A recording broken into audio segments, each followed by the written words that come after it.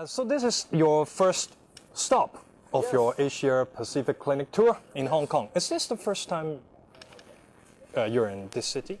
No, actually, I came here. This is my first time doing a clinic here. Yes. Oh, yes.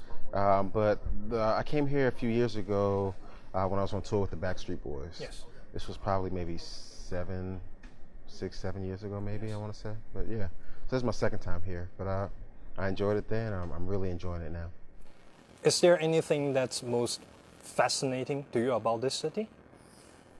Man, it's crazy because like the city itself reminds me a lot of New York with the really tall buildings and the sidewalks and the busy streets.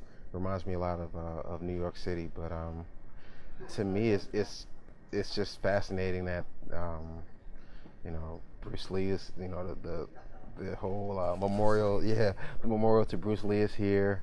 So I'm really excited about that. Also, the giant Buddha is here too. Ah, yes. So I think that's pretty fascinating to me. The last time that I was here, I got a chance to see the statue, which was really cool. But man, it was so fast and so quick. It was literally like, kind of got there and left. So I was hoping that I'll have a little bit more time to kind of sightsee. But I'll be back again.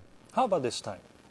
I hope so. Well, tomorrow we talked about going to go see the memorial to Bruce Lee. Ah, yes. So I plan on doing that. I don't think that we'll have enough time to go see the Buddha, but like I said, hopefully I'll be able to come back again. So you would take Bruce Lee over the Buddha? Yeah. This time, yes, I will. Yes. Guys, don't kill me. I'm sorry. I'm a huge fan of Bruce Lee. All of us are. Yeah, I think he's just such an amazing human being, and just his work ethic and what he accomplished in martial arts just kind of transcends so many lines. I feel like even some of his teachings and things are applicable to music and to drums. So I want to be able to pay my respects to him. Nice to hear that. Yeah. So this being your first stop of the tour, how are you feeling right now? About to start this tonight.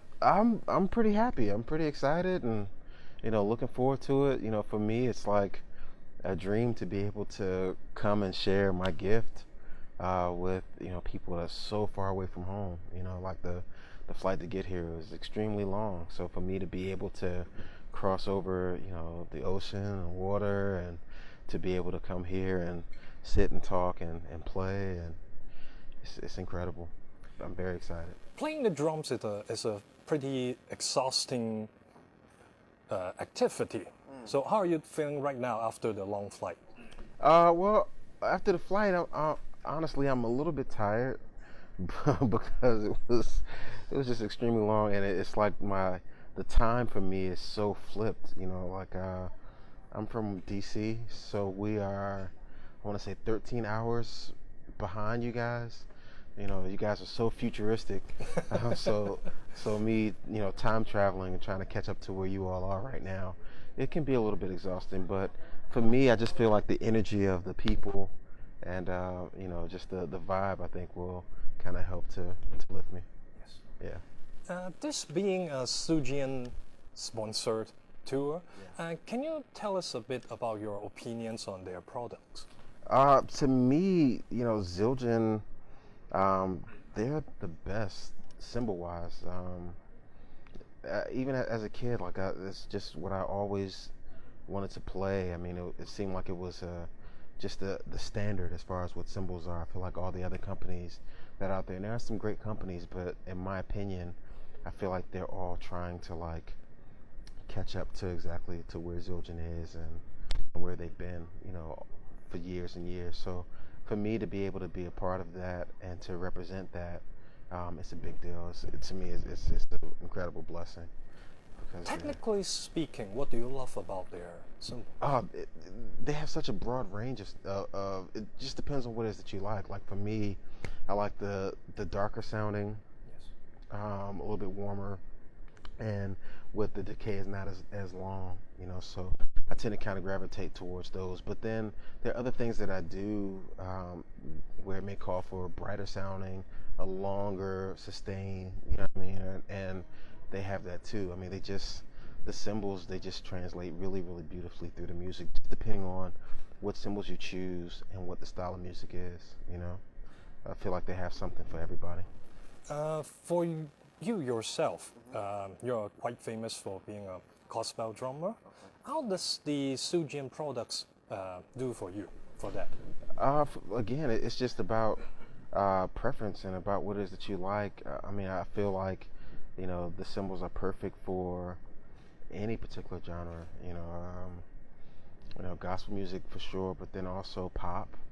You know, also rock, country, hip hop, electronic music. I feel like they just have something for everyone. You know, and you know, me being able to play gospel and then also go and play with artists like Usher or like Lady Gaga, like they have cymbals that fit those specific sounds as far as what it is that I'm looking to hear, you know. Can you tell us a bit about the Stack cymbal that's pretty made famous by gospel drumming? Oh, sure. Well, the Stack cymbal, I think, initially, well, let me say for me, initially came about because it was, it started with crack cymbals, you know, so, you know, playing and, you know, practicing and playing, you know, before I had like an endorsement, you know, the cymbals would break or they would crack, and it would just kind of be like, I don't want this to be the end of this cymbal, so I would stack it with something else, you know, so that way the sound, I would still have like a great sound, but it may not be the sound that it originally came in, you know what I mean? So stacking, I think that's kind of how stacking cymbals started. I think that it started with maybe broken cymbals or cracked cymbals. You know, it was something that, you know, I saw other people, I mean, this is for years and years and years, and now it's crazy because it seems like there are a lot of people that are like stacking cymbals to get, you know, different tones and different sounds, which is really, really cool. But it started with, you know, cymbals that were cracked, you know, and it wasn't, you know, didn't have the opportunity to say, all right, look, my K custom is cracked, I'm going to send this in, can you replace it? It was just like, you know, I've had this cymbal for 6 or 7 years, and what am I supposed to do? The warranty may be out, so what do I do with it? Oh, let me stack it, and it gives it like a whole nother life, you know. And that's, to me, I think that's kind of how stacking started. Now it's so crazy because they're Zildjian noticing that and seeing like the so many people kind of pushing towards trying to find different stacks. They've made, you know, a lot of stackable cymbals, you know, that sound really good together. Some they recommend. They just did a thing with Thomas Pridgen for October where they did 31 days of different stacks, and Thomas played. So that's 31 variations. 31 variations, and really, I feel like it's probably even more than just that, because you can stack anything. I mean, you can stack a ride with a splash if you want to, or, you know, a couple crashes, or you can stack pretty much any cymbal as long as the bells, you know, as long as they fit together.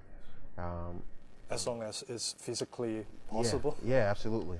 You know, so I think it was really, really cool to see Thomas do that with Zildjian, because it just kind of opened up a lot of people's minds towards what stacking can be.